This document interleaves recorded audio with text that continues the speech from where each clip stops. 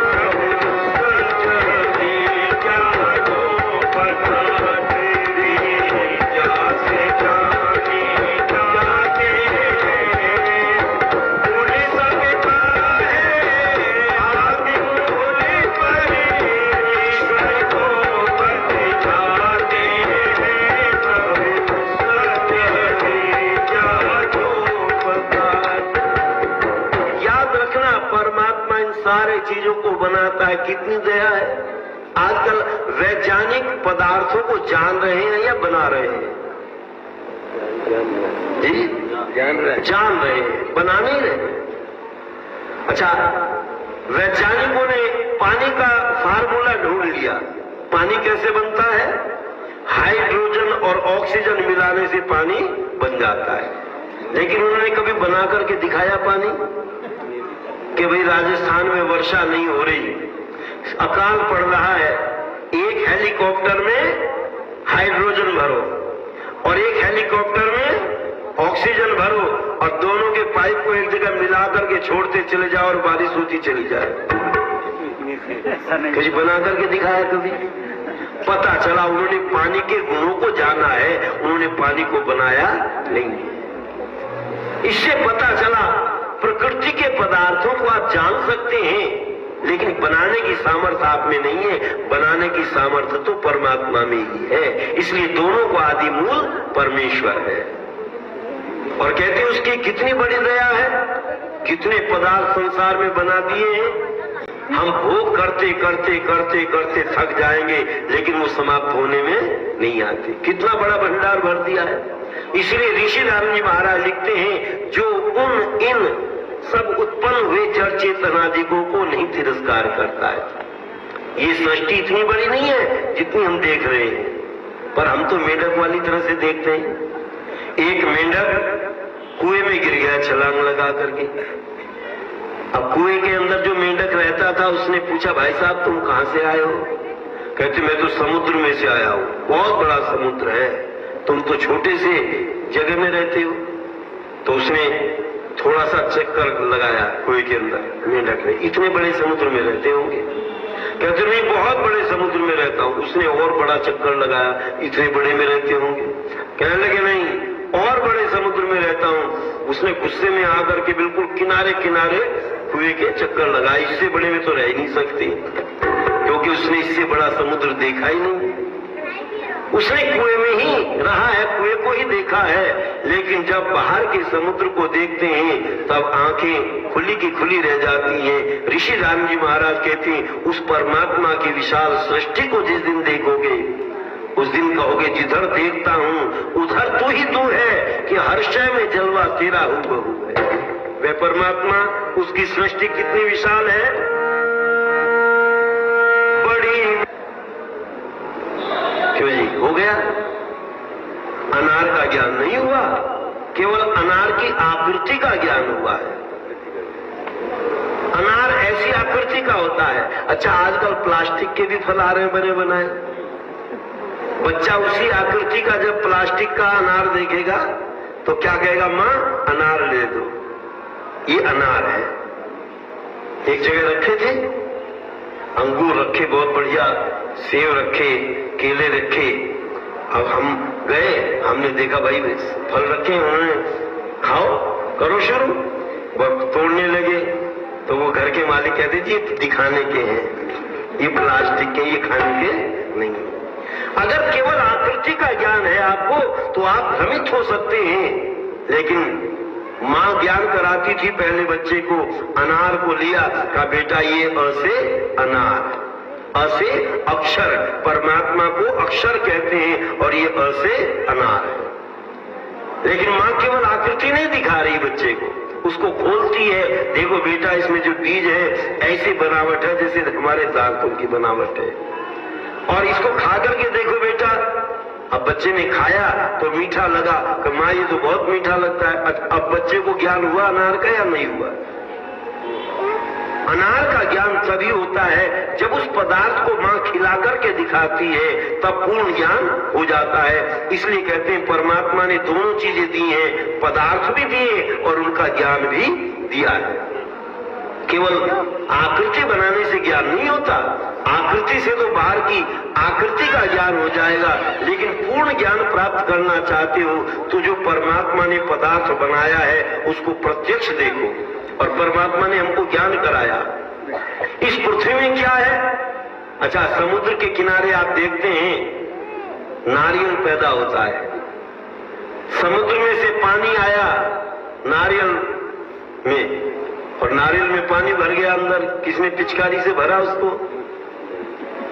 कैसी युक्ति से पानी अंदर आया, और वो जो पानी है शुरू में खारा लगता है, जब उसमें अंदर मलाई बननी शुरू हो जाती है, सूखना शुरू हो जाता है पानी, तो वही खारा पानी मीठा हो जाता है, और मीठा बनने के बाद फिर उसकी मलाई बनती है, फिर उसमें गोला बनता है, गिरी बनती है, और गिरी जब सूख जाती है तो उसको भींचो तो उसमें से तेल निकलता है।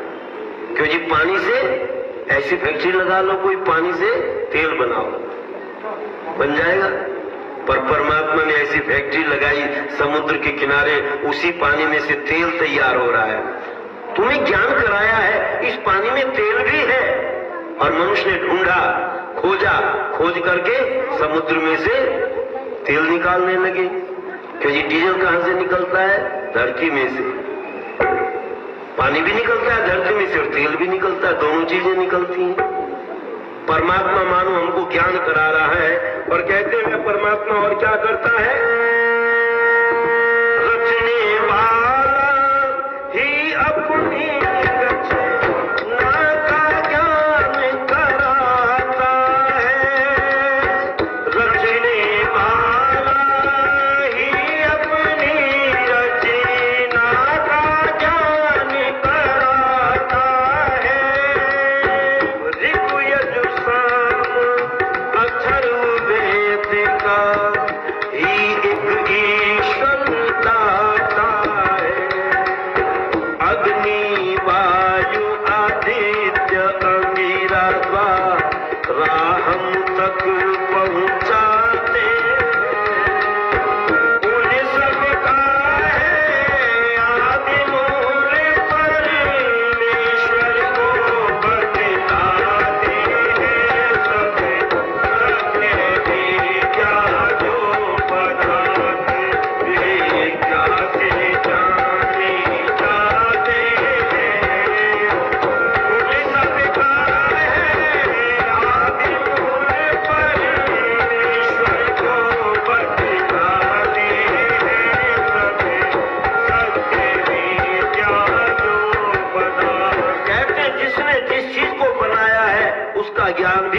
कराता है। परमात्मा ने संसार में पदार्थ बनाए तो उनका ज्ञान भी कराया। कहते हैं वो ज्ञान कौन सा है? तो ऋषि राम जी महाराज कहते हैं परमात्मा ने आदि सृष्टि में वेदों का ज्ञान दिया। अग्नि, वायु, आदित्य, अंगिरा के अंतःकरण में उस ज्ञान को प्रकट किया और वह ज्ञान ही हमें इस सारे संसार में कैसे रहना चाहिए, कैसे पदार्थों का भोग करें, उसका ज्ञान कराता है। लेकिन में वर्णित है और अर्थ जगत में दिख रहा, पद और अर्थ दोनों को देख सब कुछ नरेश दत्त सीख रहा। उड़ते हुए पक्षी को देख कर, उड़ते हुए पक्षी को देख कर वायुयान बनाते इन सभी का है आदि मूल पर ईश्वर को बतलाते हैं सब उसके विद्या जो पदार्थ विद्या से जाने जाते हैं। उन सभी का है आदि मूल पर ईश्वर को बतलाते हैं सब सत्य विद्या जो। इसलिए विद्वान कहते हैं हम जैसा जैसा संसार में देखते हैं इससे भी हमको ज्ञान होता है। दो प्रकार का ज्ञान परमात्मा ने दिया, दृश्य और श्रव्य।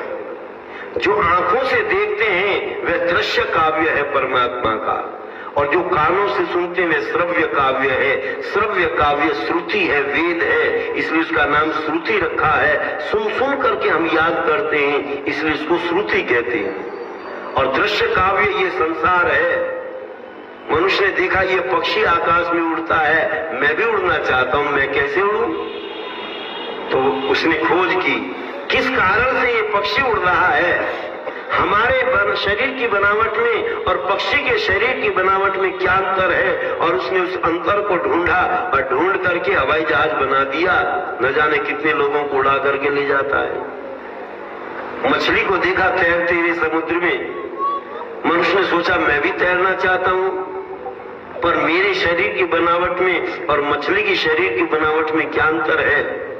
किस कारण से मछली नीचे पहुंच जाती है, समुद्र की तह में पहुंच जाती है? उस कारण को खोजा और खोज करके इसने भी एक पनडुब्बी बना दी। न जाने कितने लोगों को लेकर के समुद्र की तह तक पहुंच जाती। पता चला जैसा जैसा हम संसार में देखते हैं वैसा वैसा ज्ञान प्राप्त करके मनुष्य ने उसी तरह से जीने का प्रयत्न किया। पर विद्वान कहते हैं इन सबका आदि मूल परमात्मा है। उस परमात्मा को जानोगे तो ये सारी समस्याओं का समाधान आपको मिल जाएगा। पर परमात्मा कैसा है उसकी चर्चा प्रातः काल के कार्यक्रम में करेंगे। अब इन्हीं शब्दों के साथ आगामी कार्यक्रम सुने। हमारे आर्य जगत के उद्भट विद्वान